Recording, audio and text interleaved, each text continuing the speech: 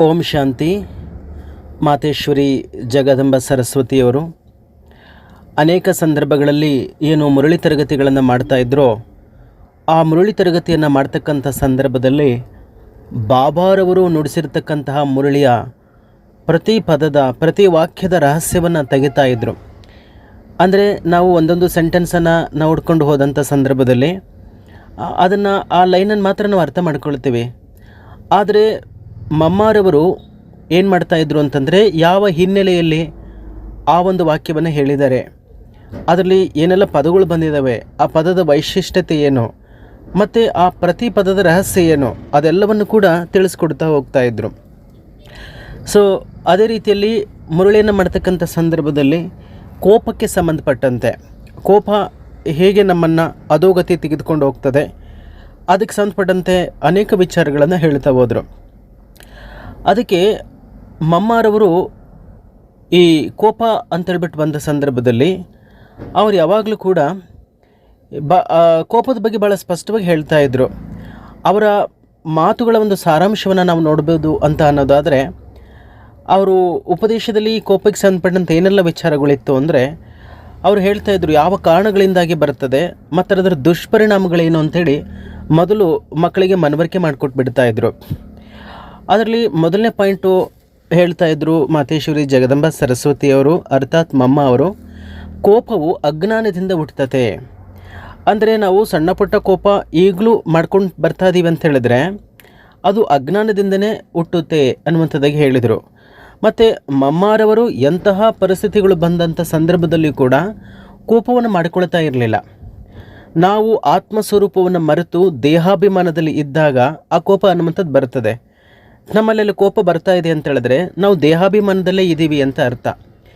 ಯಾಕೆ ಅಂತೇಳಿದ್ರೆ ಲೌಕಿಕದವರು ಭಾಳಷ್ಟು ಜನ ಏನು ಮಾಡ್ತಾರೆ, ಸಿಟ್ಟು ಇಲ್ಲ ಅಂತ ಹೇಳಿದ್ರೆ, ಕೋಪ ನಾವು ಮಾಡ್ಕೊಳ್ಳಿಲ್ಲ ಅಂತೇಳಿದ್ರೆ ನಮ್ಮ ಕೆಲಸಗಳನ್ನು ನಾವು ಮಾಡ್ಕೊಳ್ಳೋಕ್ಕಾಗೋದಿಲ್ಲ, ಯಾರೂ ನಮ್ಮ ಮಾತನ್ನು ಕೇಳೋದೇ ಇಲ್ಲ ಅಂತ ಅವ್ರು ಅಂದ್ಕೊಂಡಿದ್ದಾರೆ. ಆದರೆ ಈಶ್ವರೀಯ ಈ ಒಂದು ಪರಿವಾರದಲ್ಲಿ ನಾವಿದ್ದೀವಿ ಮತ್ತು ಇದರಲ್ಲಿ ಉನ್ನತಿಯನ್ನು ನಾವು ಸಾಧಿಸಬೇಕು ಅಂತ ಹೇಳಿದ್ರೆ, ಅಲೌಕಿಕತೆಯಲ್ಲಿ ಉನ್ನತಿಯನ್ನು ಸಾಧಿಸಬೇಕು ಅಂತ ಹೇಳಿದ್ರೆ ನಮಗೆ ಸದಾ ಅಡ್ಡಿಯಾಗಿರ್ತಕ್ಕಂಥದ್ದು ಈ ಒಂದು ಕೋಪ ಅನ್ನುವಂಥದ್ದು. ಆದ್ದರಿಂದ ಆತ್ಮ ಸ್ವರೂಪವನ್ನು ಮರೆತು ಯಾರು ದೇಹಾಭಿಮಾನದಲ್ಲಿರ್ತಾರೋ ಅವರಿಗೆ ಕೋಪ ಬರ್ತದೆ. ಸೊ ಈಗ ನಾವು ಬಾಬಾರವರ ಮಕ್ಕಳು ಶ್ರೀಮತವನ್ನು ಕೊಟ್ಟಿದ್ದಾರೆ, ಈಗ ನಾವು ಕೋಪವನ್ನು ಮಾಡಿಕೊಳ್ಬಾರ್ದು. ಸೊ ಎಷ್ಟು ಸಾಧ್ಯವಾಗುತ್ತೋ ಅಷ್ಟು ಕಡಿಮೆ ಮಾಡ್ತಾ ಅದನ್ನು ಝೀರೋ ಲೆವೆಲ್ಗೆ ತೆಗೆದುಕೊಂಡು ಬರಬೇಕು. ಒಟ್ಟಾರೆ ಕೋಪ ಅನ್ನುವಂಥದ್ದು ಹುಟ್ಟಲಿಕ್ಕೆ ಪ್ರಮುಖವಾದಂಥ ಕಾರಣ ದೇಹಾಭಿಮಾನದಲ್ಲಿ ಬರೋದು ಅನ್ನುವಂಥದ್ದಾಗಿ. ಇನ್ನು ಎರಡನೇ ಮಾತನ್ನು ಮಮ್ಮವರು ಹೇಳ್ತಾರೆ, ಕೋಪ ಅನ್ನುವಂಥದ್ದು ನಮ್ಮ ಶಕ್ತಿಯನ್ನು ಹಾಳು ಮಾಡ್ತದೆ ಅಂತೇಳಿ. ನಮಗೆ ಗೊತ್ತಾಗೋದಿಲ್ಲ, ಒಬ್ಬರ ಕೋಪ ಮತ್ತೊಬ್ಬರ ಮನಸ್ಸನ್ನು ಕೆಡಿಸ್ತದೆ ಮತ್ತು ವಾತಾವರಣವನ್ನು ಕೂಡ ಅಶಾಂತಗೊಳಿಸ್ತದೆ ಅಂತೇಳಿ. ಈಗ ನೀವು ಒಂದು 2 ನಿಮಿಷ ಯಾರ ಬಳಿನಾದರೂ ಕೋಪವನ್ನು ಮಾಡ್ಕೊಂಡಿದ್ದೀರ ಅಂತ ಹೇಳಿದ್ರೆ, ಅಲ್ಲಿ ಯಾರ ಮೇಲೆ ಕೋಪ ಮಾಡಿದಿರೋ ಆ ವ್ಯಕ್ತಿನೂ ಕೂಡ ಅಶಾಂತಿಗೊಳಗಾಗಿರ್ತಾನೆ ಮತ್ತು ಅಲ್ಲಿನ ವಾತಾವರಣವೂ ಕೂಡ ಅಶಾಂತತೆಯನ್ನು ಪಡ್ಕೊಂಡಿರ್ತದೆ. ಅಂದರೆ ಅದಕ್ಕೆ ನಾವು ಕಾರಣರಾಗಿಬಿಟ್ಟಿದ್ದೀವಿ. ಹೀಗೆ ಅನೇಕ ಬಾರಿ ನಾವು ಕೋಪ ಮಾಡ್ತಾ ಇರೋದ್ರಿಂದ, ಅನೇಕ ಬಾರಿ ವಾತಾವರಣವನ್ನು ಹಾಳು ಮಾಡೋದ್ರಿಂದ ಅಂತಹದ್ದೇ ವಾತಾವರಣವನ್ನು ನಾವು ಭವಿಷ್ಯದಲ್ಲಿ ಅನುಭವಿಸಬೇಕಾಗ್ತದೆ. ಆದ್ದರಿಂದ ಕೋಪ ಮಾಡೋದಕ್ಕಿಂತ ಮುಂಚಿತವಾಗಿ ನಾವು ಯೋಚನೆ ಮಾಡಬೇಕು, ಈಗ ನಾನು ಕೋಪ ಮಾಡಿ ವಾತಾವರಣವನ್ನು ಹಾಳು ಮಾಡಿದರೆ ಅಂತಹ ಕಲುಷಿತವಾದಂಥ ವಾತಾವರಣದಲ್ಲಿ ನಾನು ಜನ್ಮವನ್ನು ಪಡೆಯಬೇಕಾಗ್ತದೆ ಎನ್ನುವಂಥದ್ದಾಗಿ. ಆದ್ದರಿಂದ ಕೋಪ ನಮ್ಮ ಶಕ್ತಿಯನ್ನು, ಮನಸ್ಸಿನ ಶಕ್ತಿಯನ್ನು ಹಾಳು ಮಾಡಿಬಿಡುತ್ತದೆ. ಇನ್ನು ಮೂರನೇ ಮಾತನ್ನು ಮಮ್ಮವರು ಹೇಳಿದ್ದು ನನಗೆ ತುಂಬ ಚೆನ್ನಾಗಿ ನೆನಪಿದೆ. ಕೋಪದಲ್ಲಿ ಮಾಡಿರ್ತಕ್ಕಂತಹ, ಅಂದರೆ ಕೋಪದಲ್ಲಿ ಮಾಡಿದ ಮಾತು ಮತ್ತು ಕೃತ್ಯಗಳು ಭಾಳಷ್ಟು ಹಾನಿಯನ್ನು ತಗೊಂಡು ಬರ್ತವೆ ಅಂತೇಳಿ. ಅಂದರೆ ಪಶ್ಚಾತ್ತಾಪವನ್ನು ಪಡ್ತೀವಿ ನಾವುಗಳು, ಸಂಬಂಧಗಳು ದುರ್ಬಲವಾಗ್ತಾ ಹೋಗ್ತವೆ. ಹಾಗೆ ನೋಡಿದರೆ ನಾವು ಎಷ್ಟು ಬಾರಿ ತಪ್ಪನ್ನು ಮಾಡಿದ್ದೀವಿ. ಬಾಬಾ ಯಾವತ್ತಾದರೂ ನಮಗೆ ಕೋಪ ಮಾಡ್ಕೊಂಡು ಹೇಳಿದಾರ? ಇಲ್ಲ.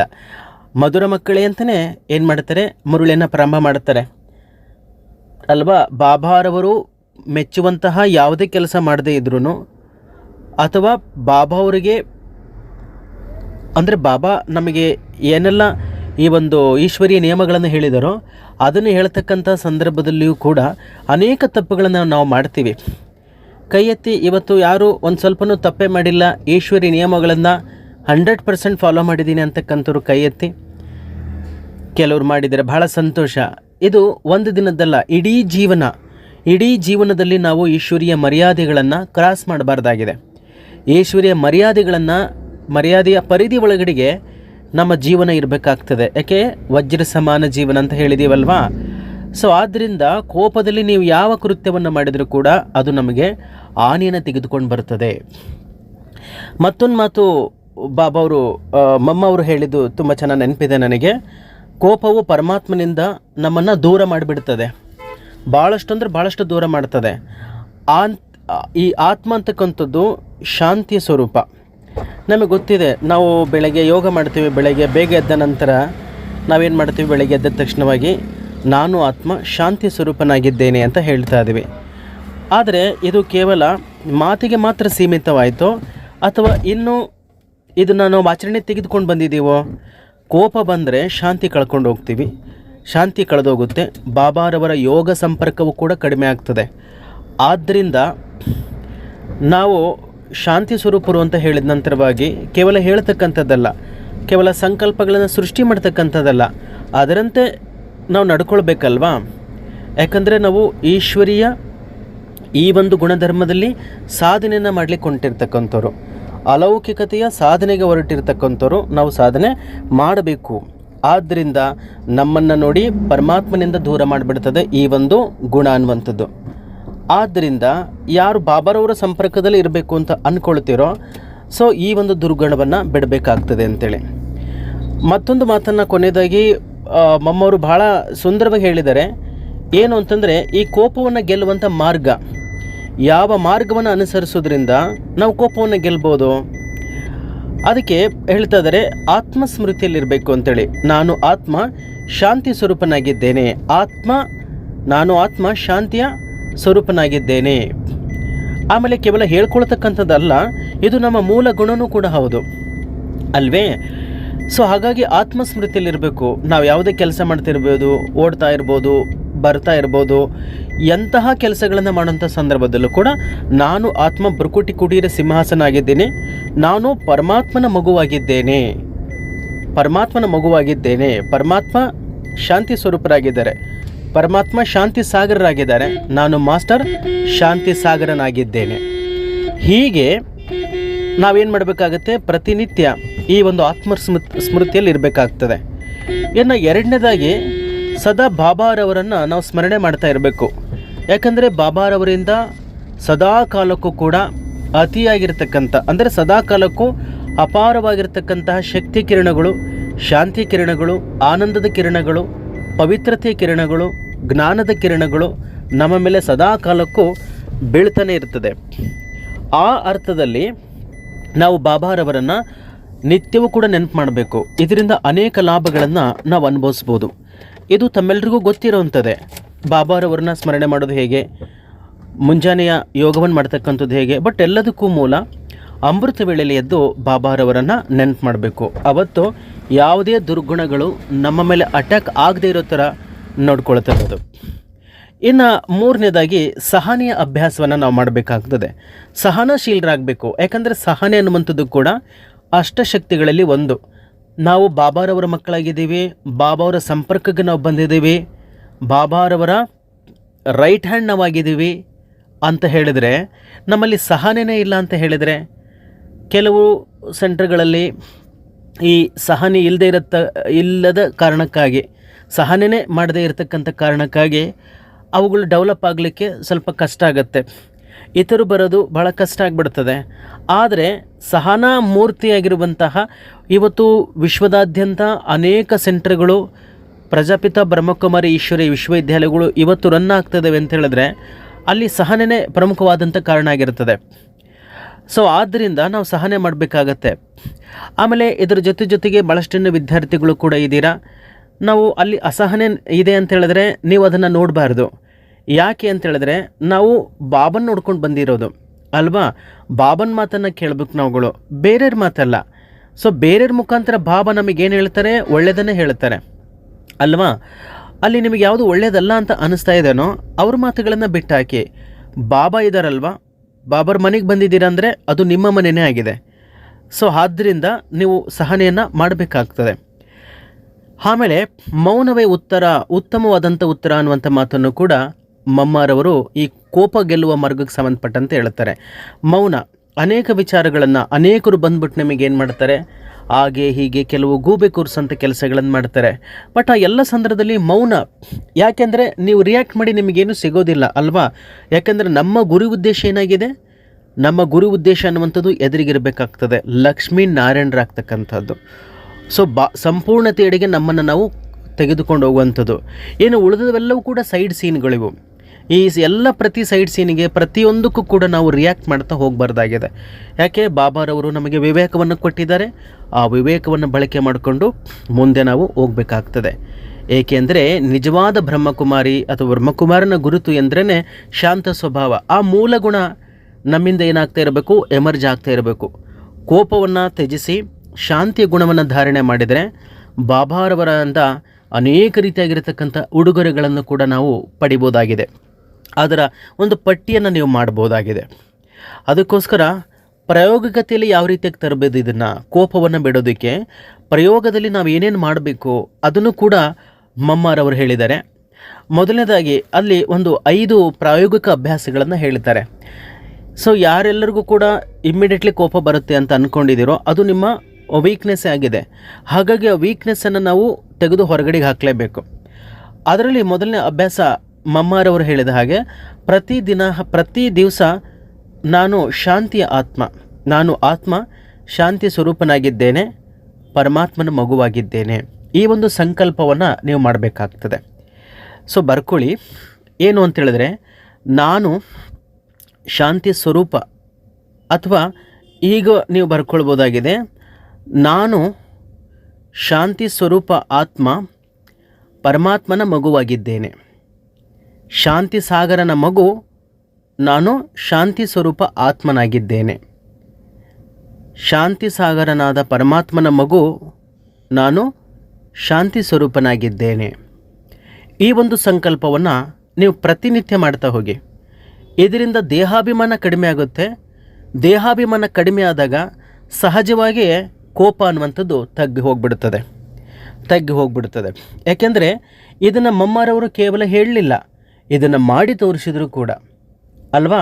ಅಯ್ಯೋ ಇದು ಹೇಳಲಿಕ್ಕೆ ಮಾತ್ರ ಸಾಧ್ಯ, ಇದು ಪ್ರಾಯೋಗಿಕತೆಯಲ್ಲಿ ತರಲಿಕ್ಕೆ ಆಗೋಲ್ಲ ಅಂತ ಹೇಳೋಕ್ಕಾಗಲ್ಲ. ಯಾಕೆಂದರೆ ಮಮ್ಮಾರವರು ಮಾಡಿದರು. ಇಲ್ಲ ರೀ ಇದು ನಮಗೆ ಮಾಡೋಕ್ಕಾಗಲ್ಲ ಅಂತ ಹೇಳಿದರೆ ನಿಮ್ಮ ಪಾತ್ರ ಅಷ್ಟೇ ಇದೆ. ಯಾರು ಮಾಡ್ತಾರೋ ಅವ್ರು ಪಡ್ಕೊಳ್ತಾರೆ. ಹೇಳ್ತಾರಲ್ವ, ಜೋ ಕರೆಗ ಓ ಪಾಯೇಗ ಅಲ್ವಾ. ಸೊ ಹಾಗಾಗಿ ಇದನ್ನು ಅಭ್ಯಾಸದಲ್ಲಿ ತೆಗೆದುಕೊಂಡು ಬನ್ನಿ.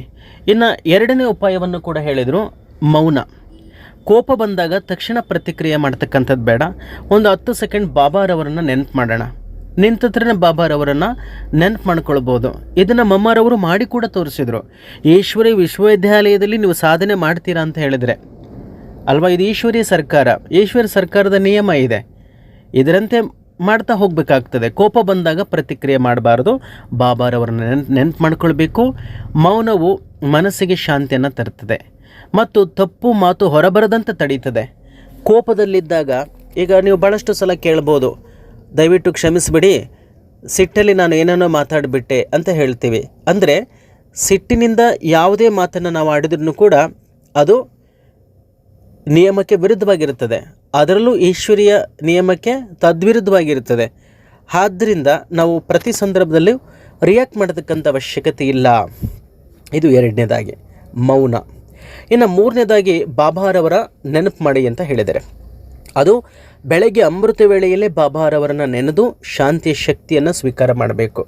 ಯಾಕಂದರೆ ಒಂದು ದಿನ ಅಂತ ಹೇಳಿದ್ರೆ ಇಡೀ ದಿನ ನಿಮ್ಮದು ಹೇಗಿರಬೇಕು, ಅದಕ್ಕೆ ಮೂಲ ಯಾವುದಾಗಿರ್ತದೆ, ಅಮೃತ ವೇಳೆ ಇರ್ತದೆ. ಅಮೃತ ವೇಳೆಯನ್ನು ಸ್ಟ್ರಾಂಗ್ ಆಗಿರೋ ರೀತಿಯಲ್ಲಿ ನೋಡ್ಕೊಳ್ಬೇಕಾಗ್ತದೆ. ಯಾವುದಾದ್ರೂ ಒಂದು ಮಗು ಜನ್ಮವನ್ನು ಪಡೆದಂಥ ಸಂದರ್ಭದಲ್ಲಿ ಆ ಬಾಲ್ಯದಲ್ಲಿ ಯಾವ ಆಹಾರವನ್ನು ಕೊಡ್ತೀವಿ, ಯಾವ ಸಂಸ್ಕಾರವನ್ನು ಕೊಡ್ತೀವಿ, ಅದು ಆ ಮಗುವಿನ ಕೊನೆಯ ಉಸಿರಿರೋ ತನಕ ಕೂಡ ಆ ಒಂದು ಗುಣಗಳ ಬೆಳವಣಿಗೆ ಆಗ್ತದೆ. ಅದಕ್ಕೆ ಬೆಳೆಯುವ ಸಿರಿ ಮೊಳಕೆಯಲ್ಲಿ ಅಂತ ಹೇಳ್ತಾರೆ ಅಲ್ವಾ. ಫೌಂಡೇಶನ್, ಒಂದು ಬಿಲ್ಡಿಂಗನ್ನು ತೆಗೆದುಕೊಳ್ಳಿ, ಒಂದು ಫೌಂಡೇಶನ್ ಸ್ಟ್ರಾಂಗ್ ಇತ್ತು ಅಂತಂದರೆ ಸುಮಾರು ವರ್ಷಗಳ ಕಾಲ ಆ ಬಿಲ್ಡಿಂಗ್ ಅನ್ನುವಂಥದ್ದು ಸ್ಟ್ರಾಂಗ್ ಆಗಿರುತ್ತದೆ. ಹಾಗೆ ಬೆಳಗ್ಗೆ ಅಮೃತ ವೇಳೆಯಲ್ಲಿ ಬಾಬಾರವರನ್ನು ನೆನಪು ಮಾಡೋದ್ರಿಂದ ನಾನು ಆತ್ಮ ಶಾಂತಿ ಸಾಗರನ ಮಗು ಮಾಸ್ಟರ್ ಶಾಂತಿ ಸಾಗರನಾಗಿದ್ದೇನೆ ಅನ್ನುವಂತಹ ಒಂದು ಸಂಕಲ್ಪ ಕಂಟಿನ್ಯೂಸ್ ಆಗಿ ನೀವು ಮಾಡ್ತಾ ಹೋದಂಥ ಸಂದರ್ಭದಲ್ಲಿ ನಮಗೆ ಸಾಕಷ್ಟು ಈ ಒಂದು ಶಾಂತಿಯ ಶಕ್ತಿ ಅನ್ನುವಂಥದ್ದು ಲಭಿಸ್ತಾ ಹೋಗ್ತದೆ. ದಿನದೊಳಗೆ ಕೋಪ ಬಂತು ಅಂದರೆ ತಕ್ಷಣ ಮನಸ್ಸಿನಲ್ಲಿ ಓಂ ಶಾಂತಿ ಬಾಬಾ ಅಂತೇಳ್ಬಿಟ್ಟು ಬಾಬಾರವನ್ನ ನೆನಪು ಮಾಡ್ತಾ ಹೋಗಿ. ಇನ್ನು 4ನೇದಾಗಿ ಸಹನೆಯ ಅಭ್ಯಾಸವನ್ನು ಮಾಡಬೇಕು. ಸಹನೆಯ ಅಭ್ಯಾಸ ಮಮ್ಮ ಹೇಳ್ತಾ ಇದ್ರು, ಸಹನೆ ಹೊಂದಿದವನೇ ವಿಜಯಿ. ಯಾರ ಹತ್ರ ಸಹನೆ ಇರ್ತದೋ ಅವನು ವಿಜಯಿ ಆತ್ಮನಾಗಿದ್ದಾನೆ ಅಂತೇಳಿ. ಕೆಲವೊಬ್ಬರಿಗೆ ಸ್ವಲ್ಪ ಏನು ಹೇಳೋಗಿಲ್ಲ, ಹಾಗೆ ರಿಯಾಕ್ಟ್ ಮಾಡಿಬಿಡ್ತಾರೆ, ನಮಗೆ ಆ ಥರ ಅಂದ್ರಿ ನೀವು ಅಂತೇಳಿ. ಇದಕ್ಕೆ ಮೂಲ ಕಾರಣನೇ ದೇಹಾಭಿಮಾನ ಕಾರಣದಿಂದಾಗಿ. ಹಾಗಾಗಿ ಸಹನೆಯ ಅಭ್ಯಾಸವನ್ನು ಮಾಡ್ತಾ ಹೋಗಬೇಕು. ಜನರು ಈ ಕೋಪ ಕೂಡಿಸ್ಕೊಂಡ್ರೂ ಕೂಡ ಅದನ್ನು ನಿಮ್ಮ ಶಕ್ತಿಯನ್ನು ಪರೀಕ್ಷಿಸುವ ಅವಕಾಶ ಅಂತ ಅಂದ್ಕೊಳ್ಳಿ. ಯಾಕೆಂದರೆ ನಾವೆಷ್ಟು ಸ್ಟ್ರಾಂಗ್ ಇದ್ದೀವಿ. ಈಗ ಅರ್ಜುನ ಎಷ್ಟು ಸ್ಟ್ರಾಂಗ್ ಇದ್ದ, ಭೀಮ ಎಷ್ಟು ಸ್ಟ್ರಾಂಗ್ ಇದ್ದರು, ಅದನ್ನ ಪರೀಕ್ಷೆ ಮಾಡಲಿಕ್ಕೆ ಯುದ್ಧ ಅವಕಾಶ ಇತ್ತು. ಆ ಯುದ್ಧ ಅನ್ನುವಂಥ ಅವಕಾಶದಲ್ಲಿ ಏನು ಮಾಡ್ತಾಯಿದ್ರು, ತಮ್ಮ ಸಾಮರ್ಥ್ಯವನ್ನು ಪ್ರದರ್ಶನ ಮಾಡ್ತಾಯಿದ್ರು. ಈಗ ನಾವು ಬಾಬಾರವರ ಮಕ್ಕಳು ಎಷ್ಟು ಸಹನಾ ಮೂರ್ತಿಗಳಾಗಿದ್ದೀವಿ, ಶಾಂತಿ ಮೂರ್ತಿಗಳಾಗಿದ್ದೀವಿ. ಅದನ್ನು ಪ್ರದರ್ಶನ ಮಾಡಲಿಕ್ಕೆ ಅವುಗಳು ಅವಕಾಶಗಳು ಅಂತ ಅಂದ್ಕೊಳ್ಬೇಕು. ನಮಗೆ ಕೋಪ ತರಿಸ್ತಾ ಇರ್ತಾರೆ ಅಲ್ವಾ? ಪ್ರತಿಜ್ಞೆ ಮಾಡ್ತೀರಾ, ಮನಸ್ಸಲ್ಲೇ ಪ್ರತಿಜ್ಞೆ ಮಾಡ್ತೀರಾ. ಈಗ ಬಾಬಾರವರ ಮುಂದೆ ಪ್ರತಿಜ್ಞೆ ಮಾಡ್ತೀರಾ, ಅವರು ಫೋಟೋ ತಗೊಳ್ತಾರೆ ಬಾಬಾ ಅವರು, ಈ ಮಗು ಈ ಪ್ರತಿಜ್ಞೆ ಮಾಡಿದೆ. ಇದನ್ನು 21 ದಿನಗಳ ಕಾಲ ನೀವು ಅಭ್ಯಾಸ ಮಾಡ್ತಾ ಹೋಗಿ. ಖಂಡಿತವಾಗಲೂ ಕೂಡ ನೀವು ಇದರಲ್ಲಿ ವಿಜಯಶಾಲಿ ಆಗೇ ಆಗ್ತೀರಾ. ಸಹನೆಯ ಅಭ್ಯಾಸವನ್ನು ನೀವು ಮಾಡ್ತಾ ಹೋಗಬೇಕು. ಇನ್ನು 5ನೇದಾಗಿ ಏನು ಹೇಳಿದರು ಅಂತಂದರೆ, ಮನಸ್ಸಿನಲ್ಲಿ ನೀವು ಹೇಳ್ಕೊಳ್ಬೇಕು, ಅಂದರೆ ಸಂಕಲ್ಪವನ್ನು ಮಾಡ್ಕೊಳ್ಬೇಕು, ಶಾಂತಿಯ ಪ್ರಸಾರವನ್ನು ಮಾಡಬೇಕು, ಶಾಂತಿಯ ಪ್ರಕಂಪನಗಳನ್ನು ನೀವು ಹರಡಿಸ್ಬೇಕು. ಅದು ಅಮೃತ ವೇಳೆಯಲ್ಲಿ ಮಾಡೋದ್ರಿಂದ ಇದರ ಲಾಭವನ್ನು ಹೆಚ್ಚಿನದಾಗಿ ನೀವು ಪಡ್ಕೊಳ್ಬೋದು. ನಾನು ಶಾಂತಿಯ ದೀಪನಾಗಿದ್ದೇನೆ, ಎಲ್ಲರಿಗೂ ಶಾಂತಿಯ ಕಿರಣಗಳನ್ನು ನಾನು ಕಳಿಸ್ಕೊಡ್ತಾ ಇದ್ದೇನೆ. ಒಂದು ನಿರ್ದಿಷ್ಟವಾದಂಥ ಪ್ರದೇಶವನ್ನು ಗುರುತಿಸ್ಕೊಳ್ಳಿ. ಪ್ರತಿದಿನ ನೀವು ಯೋಗ ಮಾಡಲಿಕ್ಕೆ ಅಂತೇಳಿ ಅಮೃತ ವೇಳೆಯಲ್ಲಿ ಅಲ್ಲಿ ಕುತ್ಕೊಂಡ್ಬಿಟ್ಟು ನಾನು ಶಾಂತಿಯ ಸ್ತಂಭ ಆಗಿದ್ದೇನೆ, light house, might house and peace house. ನಿಮ್ಮನ್ನು ಈಗ ನೀವು ಪೀಸ್ ಹೌಸ್ ಆಗಿದ್ದೀರಾ ಅಲ್ವಾ? ಪೀಸ್ ಹೌಸ್ ಆಗಿದ್ದೀರಾ, ಪಿಲ್ಲರ್ ಆಫ್ ಪೀಸ್ ಆಗಿದ್ದೀರಾ. ನಾನು ಶಾಂತಿಯ ದೀಪ, ಎಲ್ಲರಿಗೂ ಶಾಂತಿ ಕಿರಣಗಳನ್ನು ಹರಡಿಸ್ತಾ ಇದ್ದೇನೆ ಅಂಥೇಳಿ ಒಂದು 5 ನಿಮಿಷಗಳ ಕಾಲ ನಿಮಗೆ ಎಷ್ಟು ಸಾಧ್ಯವಾಗುತ್ತೋ ಅಷ್ಟು ಹೊತ್ತು ಈ ಒಂದು ಕಿರಣಗಳು ನನ್ನ ಆತ್ಮದಿಂದ ಹೊರಡ್ತಾ ಇದ್ದಾವೆ, ನನ್ನಿಂದ ಹೊರಡ್ತಾ ಇದ್ದಾವೆ, ಇಡೀ ನನ್ನ ದೇಹದಿಂದ ರೇಡಿಯೇಟ್ ಆಗ್ತಾ ಇದೆ ಅಂಥೇಳಿ ನೀವು ಸಂಕಲ್ಪವನ್ನು ಮಾಡಿ.